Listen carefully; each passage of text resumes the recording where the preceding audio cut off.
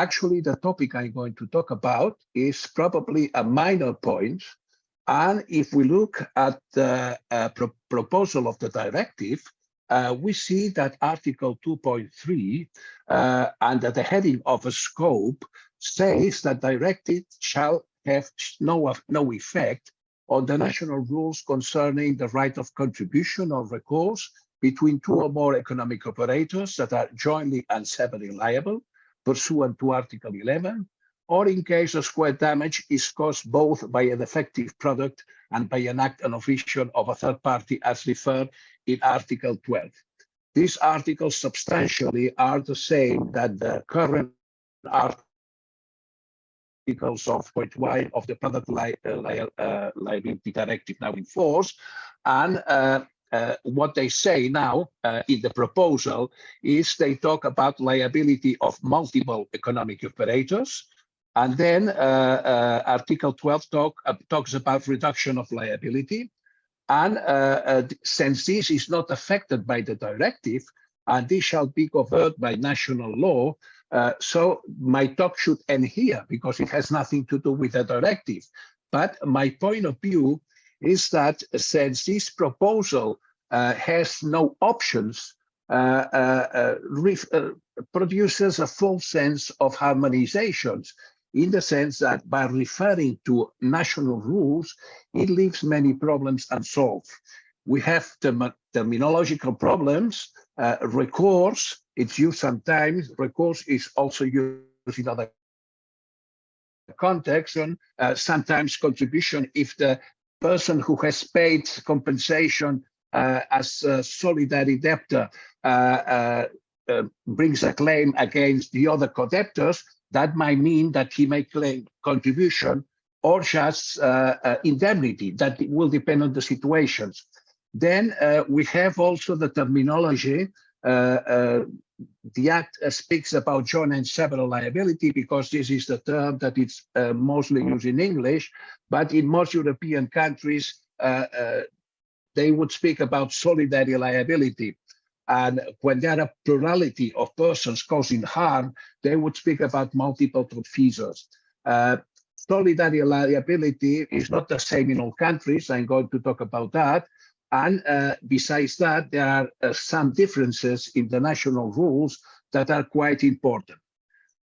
To that, I will on the facilitation of proof whether it should also apply in the recourse.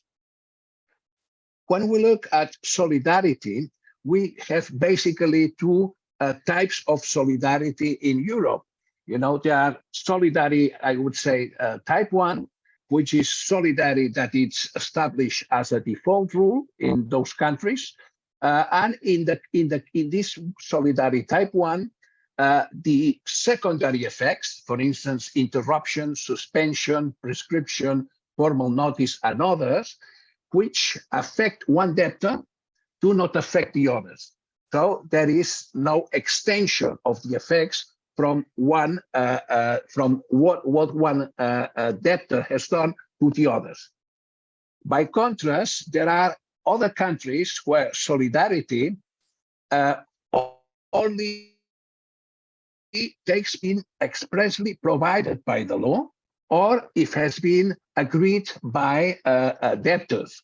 We have to bear in mind that solidarity normally is regulated in the civil codes, in the general part of obligations, or in contractual law. You know, we were here at the point that we say that although solidary liability, there are different ways of understanding solidary liability.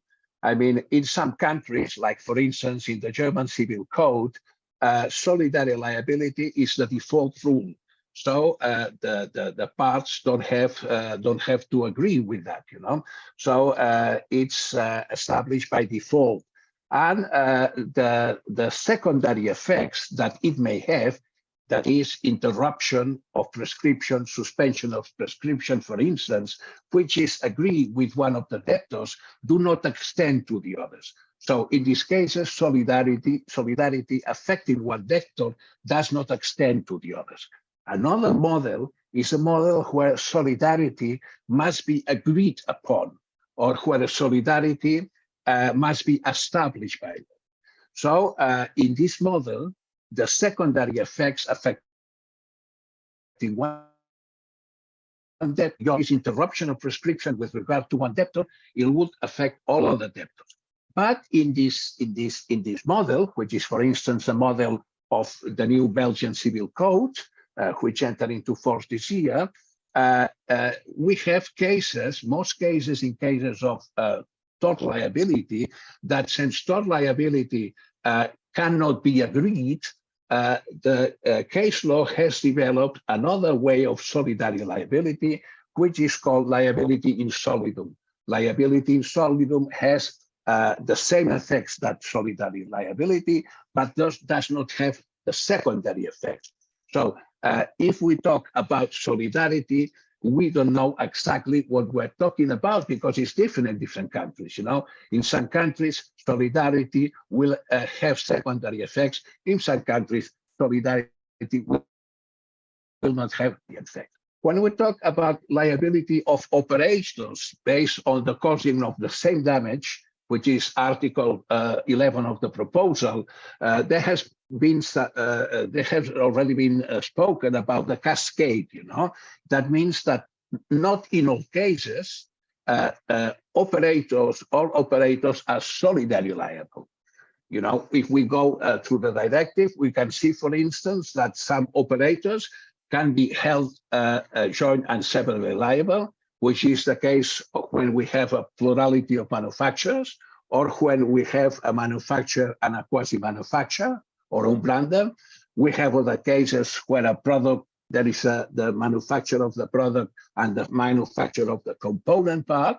In these cases, they can be held solidarily liable if the defect is in the component part.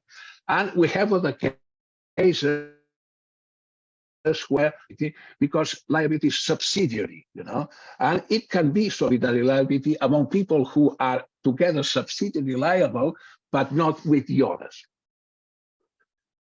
The directive does not define what is same damage, and same damage, which seems something so easy to say, you know, but the way of considering same damage is different in different countries. So, for instance, in some countries, what it's basic to define what same damage is the indivisibility of the injury. That means that both persons who have caused same damage have caused same damage because they have caused one single injury to the victim. Whereas in other cases, factual causation of the damage by two or more concurrent causes defines the notion of same damage. You know, there are some authors that consider that these criteria are not enough. There are other criteria to be used, but the point is that the understanding of same damage, which is not defined in the directive, is not the same in all countries. In the case of an economic operator who is liable when a third party is also liable, it is clear that the directive cannot extend its scope outside the realm of the directive. So it cannot provide for solidary liability between one person who is defined as economic operator under the directive and a person who is outside the directive. But the only thing that it can do is what it does in Article 12 of the proposal, which is to say that liability of a third person does not reduce liability of the economic operator. That means that the victim can claim full compensation from the economic operator. Third party, in this sense, can mean many things. Third party can mean someone related to the chain of supply, but who is not an economic operator. For instance, a manufacturer outside the EU, an importer has paid compensation and seeks then recourse against this manufacturer outside the EU, for instance. Or can be, for instance, the third party, a person for whom the economic operator has the duty to respond, and who, according to the national rules, can be held solidarily liable together with him. This is, for instance, the case of the principals for the acts of the auxiliaries. A third case can be that a third party, someone totally unrelated to the chain of supply. Imagine damage caused both by a defect of the product and by a cyber attack. In this case, if the victim brings a claim against the economic operator, then the economic operator can bring recourse against the person causing the cyber attack. We have that in many cases, we can say that these problems could be solved through contractual agreements regarding apportionment of liability. So when cooperation between economic operators is regular or ongoing, they may agree in their contracts the rules that are going to govern apportionment of liability between them in case they are held solidarily liable for the defectiveness of the product. It is obvious that these agreements will not affect the external relationship of the plurality of liable economic operators with the victims, and that they will not affect their internal relationship when they are contrary to the mandatory rules established in the directive. But if there are no contractual agreements, then national default rules apply and leave in these cases the regulation of the claims for contribution to the discretion of the national legislator. And these may hamper the removal of barriers in the circulation of goods by equally distributing the burden falling on producers who place their products on the market or put them into service in different countries. European legal systems, as we have said, have similar regulations, but differences are still important. Some of these differences are, for instance, when can the contribution claim be brought? The contribution claim in most European systems can be brought when the debtor has paid, but in some, even before. So when when one of the co-debtors is asked to pay, then he may already bring a claim for contribution to the others.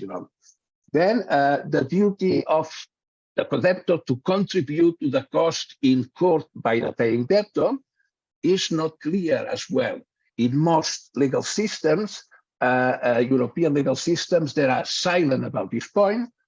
Some systems say that they may recover costs incurred by paying to the debtor, and others resort to the general theories like negotiarum gestion or a special relationship between the parties involved. Another difference is that in some countries, the paying debtor may claim the interest occurred on advance payment. And most legal systems are silent on this point, but very few are explicit on this point, as is the case of the Spanish legal system. Then another problem is a distribution of shares among co-debtors, is the internal relationship. No? There are many variations on this point. There are specific rules. If there are specific rules in the transposition, some countries have it. Okay, that's an option. But this is also leads to fragmentation because these specific rules adopted by one country do not affect the others. And then some countries resort to general rules differ, etc. And then another important point is the redistribution of the share of an insolvent auxiliary in the case of vicarious liability. In most European countries, if there is vicarious liability, the auxiliary is solidarily liable together with the principal. So if the damage has been committed together with the auxiliary, the principal is solidarily liable with the auxiliary, and the principal must be in charge internally of the share of the auxiliary. So in the internal relationship, the principal will pay alone the share of his auxiliary if the auxiliary is insolvent, so to say. In other countries, that this happened because auxiliaries are not jointly and severally liable with their principals.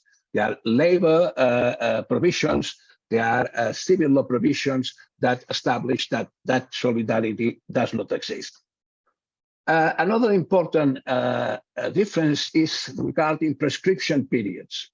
As regards the prescription period of the recourse claim, there are different solutions in the different countries.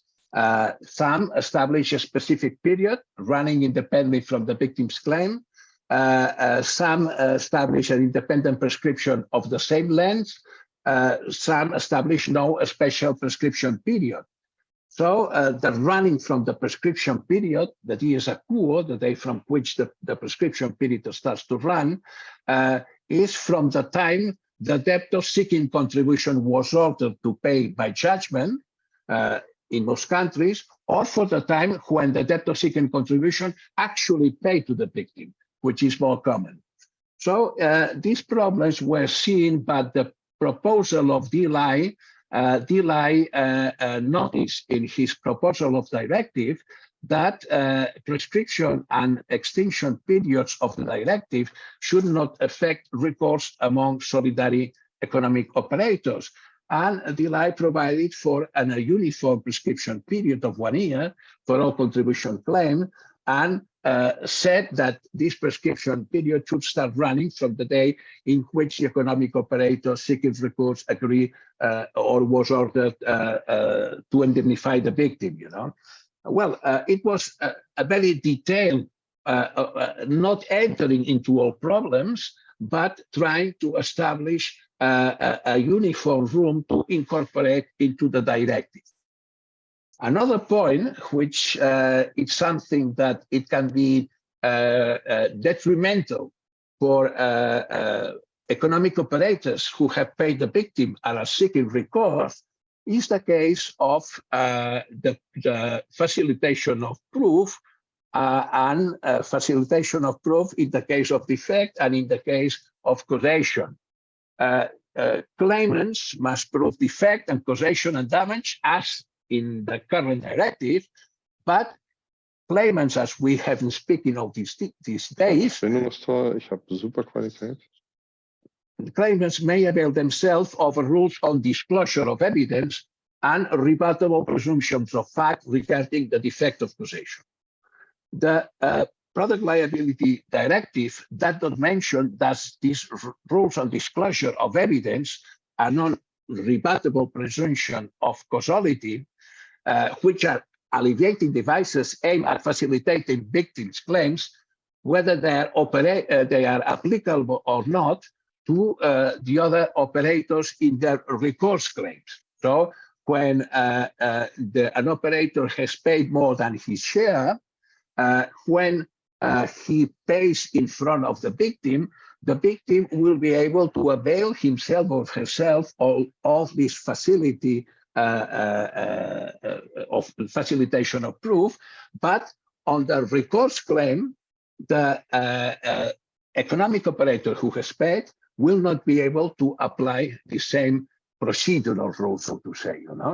Well, in this case, probably the elevating devices should not be exactly the same, but something should be done to alleviate the burden of proof in the case of the action of recourse.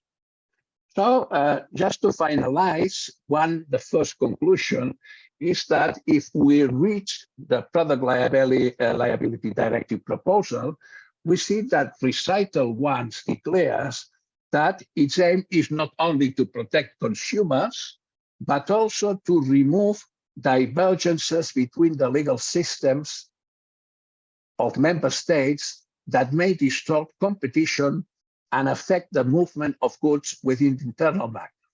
So the second aim seems to be forgotten at this point, because once an economic operator has paid, in his recourse claim, he will be left alone into the different regulations of different states, and without being able to use the mechanisms of facilitation of proof.